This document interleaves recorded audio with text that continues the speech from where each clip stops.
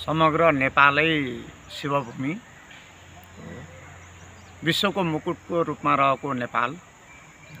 यो हिमवत खण्ड जहाँ मुक्तिनाथ, शालिग्राम, कृष्णगण्डकीदेखि लिएर जानकी, सीता, बुद्ध, शिव, हिमालय पर्वत, पार्वती, यो सम्पूर्ण ऋषिमुनिहरूको तपोभूमि आश्रम भएको कैलाश मानसरोवरको छाया क्षेत्र, यो चाहिँ नि आफैमा नेपाल पुण्य भूमि हो, विश्वको सबभन्दा पवित्र भूमि, यो पूर्वीय दर्शन वैदिक सनातनीहरूका निमित्त यो पावन भूमि, यो भूमिको यो खण्ड, यो भेरी कर्णाली अथवा भेरी र यो सरजू कर्णाली र मानस सरोवरबाट आएकी सरजू कर्णाली र यो चाहिँ धौलागिरी हिम श्रृङ्खलाबाट भनौँ न आएको यो मुक्तिनाथबाट बगेकी कालीगण्डकीको बिचको यो भाग र त्यसमा पनि एउटा हाँगो भेरी धौलागिरी के अरे हिम श्रृङ्खलाबाटै आएको भेरी कर्णालीको जलले सिञ्चित यो चाहिँ नि बर्दिया जिल्ला यो पूर्वी भागमा पर्छ र यो चाहिँ यो सत्ययुगमै यो ठाउँमा निमि ऋषि लगायतका ऋषिहरू चाहिँ नि तपस्या गरेर बस्ने र यहाँ चाहिँ कैलाशबाट भगवान शिव चाहिँ नि कालो मृगको रूप धारण गरेर यस क्षेत्रमा विचरण गरेको भन्ने किंवदन्ती छ। त्यो शिवपुराणहरूमा पनि छ, विभिन्न अरू स्कन्द पुराणहरूमा पनि छ र यो चाहिँ के अरे कालो मृगको रूप धारण गर्नुभयो शिवजीले, उहाँ पार्वती पनि आएर त्यो मृगिणी स्वरूप भएर बस्नुभयो। पछि चाहिँ नि कैलाश खाली भइसकेपछि सारा ऋषिमुनिहरूले देवदेवताहरूले चाहिँ नि कैलाश खाली भयो भनेर उहाँको खोजी गर्नुभयो। खोजी गर्दै जाँदा ब्रह्माजी कहाँ जानुभयो, विष्णु कहाँ जानुभयो, उहाँहरूले सोध्नुभयो कहाँ हुनु होला शिवजी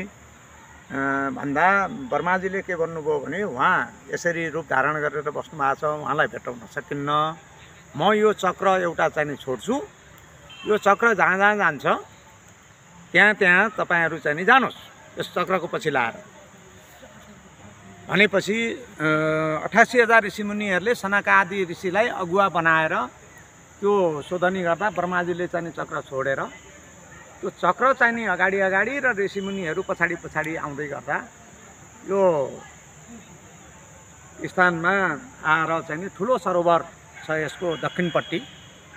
यो केदारेश्वर मृगस्थली क्षेत्रको दक्षिणपट्टि ठुलो सरोवर छ जसलाई बडैया ताल अहिले चाहिँ नि भनिन्छ। त्यो बेला अब बडा सरोवर चाहिँ नि भनिन्थ्यो र यो के अरे क्षेत्रमा कालो मृगको रूप धारण गरेर उहाँ चाहिँ विचरण गर्नुभएको थियो र उहाँ देवताहरूले घेरेर चाहिँ नि शिवजीलाई आफ्नो स्वरूपमा ल्याउन समात्दाखेरि त्यो सिंह चाहिँ फुत्किएर यहाँ ज्योतिर्स्वरूपमा ज्योतिर्लिङ्ग उत्पन्न भएको भन्ने यो किंवदन्ती एउटा। अर्को चाहिँ अब यो बेल र कुशले भरिएको पहिला अब यो बबई भ्यालीमा वशिष्ठ आश्रम पनि रहेको, अब यो यस्तो चाहिँ नि भेरी कर्णालीको जलले सिञ्चित यो अत्यन्तै पावन भूमिमा सती देवीको केही अङ्गहरू पतन भएको भनेर यो एरियालाई सती मतलब सती देवीको क्षेत्र अथवा सती वन भनेर पनि यसलाई चाहिँ भनिन्थ्यो। अनि त्यस्तै यहाँ पछि थारूहरूको बस्ती भइसकेपछि थारू जातिको चाहिँ मतलब यो बसोबास भएपछि उनीहरूका ऋषिहरू पुर्खाहरू गुरु बाबा कैलाशी बाबाहरूको पनि आश्रम यहीँ थियो र यी सबै कारणले यो एउटा चाहिँ शिवभूमि हो भन्ने भयो र मैले पनि म बाल्यकालमै लगभग चाहिँ 13-14 वर्षको उमेर हुँदा यहाँ कालो मृग मैले देखेको, कालो मृगका बथान नै यहाँ थिए। पछि चाहिँ त्यो कालो मृगलाई यता संरक्षित गर्ने भनेर कृष्ण सार त्यसलाई चाहिँ नि उता क्षेत्रमा लगेर पारी लगेर चाहिँ संरक्षित गरियो, आरक्षित। यो कति सालमा शिलान्यास गर्नुभएको हो यो मन्दिर? यो त हामीले 69 सालको फागुन 27 गते यो अहिलेको भौतिक रूपमा देखिने चाहिँ आकृति भनौँ न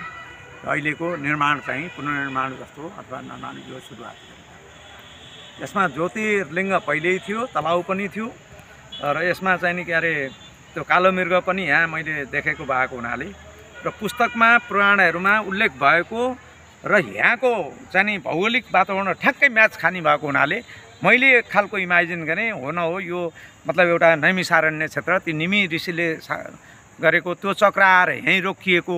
अनि 88,000 ऋषिहरू मुनिहरू बसेर यहाँ चाहिँ नि के अरे पुराणहरू भनेको त्यो सारण्य भनेको जङ्गल हैन यो नैमी भने निमि ऋषिले तपस्या गरे यो यसरी नैमिसारण्य क्षेत्र अहिले त पछि चाहिँ अब यो नेपाल भारत छुट्टिएपछि अहिले भारतले उता लगेर चाहिँ बनाएको छ त्यस्तो प्रतिकारात्मक रूपमा नैमिसारण्य क्षेत्र भनेर भारततिर चाहिँ जान्छन् यहाँबाट बोर्डरबाट 60 किलोमिटर मात्रै छ धेरै टाढा पनि छैन र यो चाहिँ वास्तवमा आदि नैमिसारण्य क्षेत्र यही हो र यहाँ चाहिँ त्यो भागवत पुराणहरू भएको भन्ने चाहिँ छ र यही ठाउँमा कलीले नछुनी कलीले पनि छुँदैन भन्ने भागवतमा उल्लेख छ। हस् धन्यवाद।